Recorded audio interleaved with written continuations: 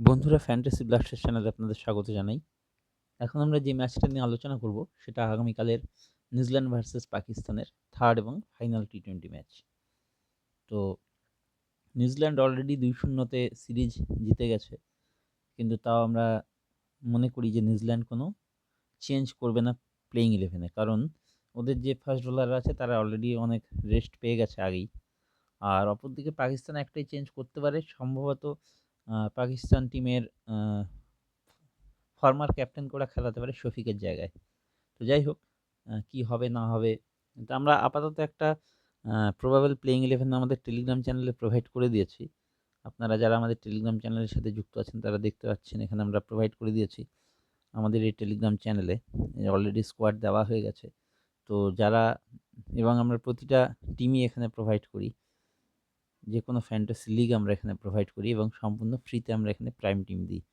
তো যারা আমাদের টেলিগ্রাম চ্যানেলে এখনও যুক্ত হননি তারা ভিডিওর ডেসক্রিপশানে টেলিগ্রামের লিঙ্ক পেয়ে যাবেন, অথবা ডিরেক্ট টেলিগ্রামের সার্চে গিয়ে লিখতে পারেন @জিতো হামেশা ফ্যান্টাসি, আর আমাদের টেলিগ্রাম চ্যানেলের সাথে যুক্ত হয়ে যেতে পারেন।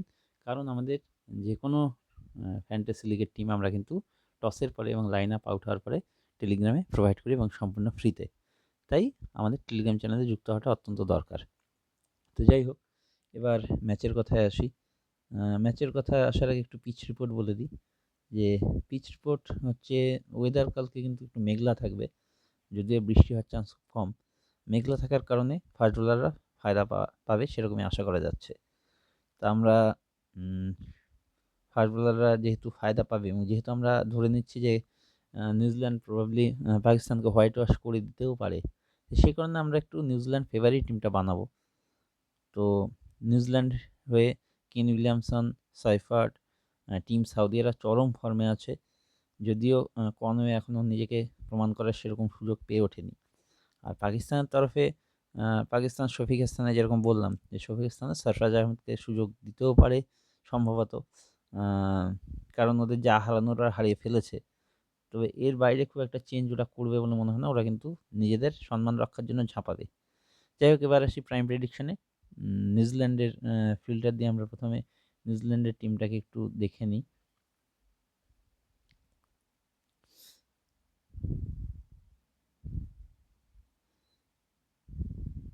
নিউজিল্যান্ডে উইকেট কিপিং অপশন আছে দুজন, ফিলিপস এবং সাইফার্ট। তো ঘটনা হচ্ছে যে সাইফার্ট তো দুর্দান্ত ফর্মে আছে, গ্লেন ফিলিপস ব্যাটিং করতে আসছে 5 নাম্বারে। সেক্ষেত্রে নিউজিল্যান্ড যদি টসে জিতে ব্যাটিং নেয় তাহলে ফিলিপসকে আপনারা নিলেও নিতে পারেন, আদারওয়াইজ কিন্তু ফিলিপসকে নেওয়ার কোনো আবশ্যিকতা নেই। তো ব্যাটিং লাইন আপে আছে হচ্ছে সবার ফার্স্ট চয়েস যেটা হবে সেটা হচ্ছে অবশ্যই one and only Kane Williamson, আমাদের সর্বপ্রথম চয়েস, ক্যাপ্টেন ম্যাটেরিয়াল। অন্য অপশান আছে মার্টিন গুপটিল, ঠিক আছে। এরপর অলরাউন্ডার সেকশনে আসি। অলরাউন্ডার সেকশনে অপশান আছে জিমি নিশাম আর হচ্ছে কুগলেনজিন। জিমি নিশাম আর কুগলেনজিন নিজের 4 ওভার কমপ্লিট করছে না। আগের দিন নিশাম ওর বোলিং কমপ্লিট করেছে, সেই কারণে কুগলেনজিনকে না নেওয়াই মনে হয় বুদ্ধিমানের কাজ হবে। তো এখানে অলরাউন্ডার অপশান আমরা তেমন পাচ্ছি না নিউজিল্যান্ডের তরফে, তো সেহেতু ডাইরেক্ট বোলিংয়ে চলে যাচ্ছি। বোলিংয়ে অপশান আছে হচ্ছে টিম সাউদি, ট্রেন্ট বোল্ট আর ঈশ্বধি।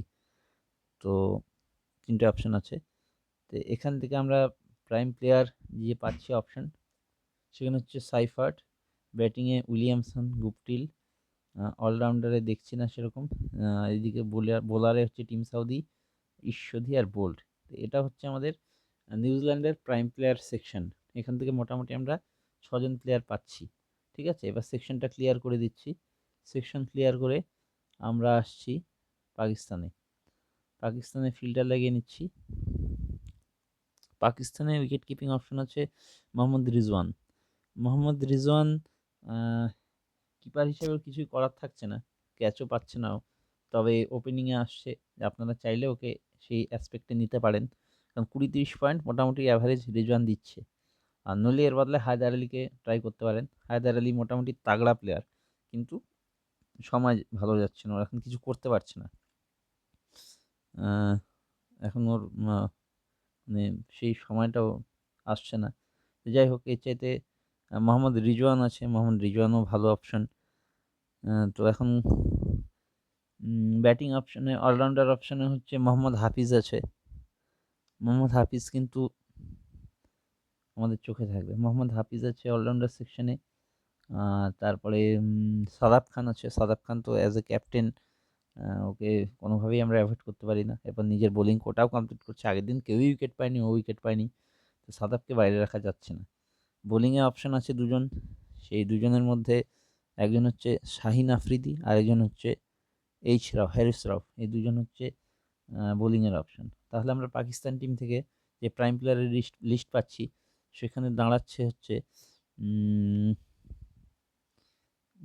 সেখানে দাঁড়াচ্ছে অপশনে হায়দার আলী, অলরাউন্ডারে হাফিজ সাদাব খান, বোলিং হচ্ছে শাহিন আফ্রিদি আর হ্যারিস রাউফ। মোটামুটি এটা হচ্ছে, সরি এখানে কেন উইলিয়ামসন চলে এলো কী করে, ক্লিয়ার করা,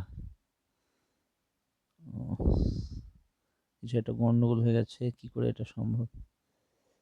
ফিল্টার লাগানোর পরে কেন উইলিয়ামসন চলে এসেছিলো। যাই হোক, আমি প্রথম থেকে আবার দেখাচ্ছি।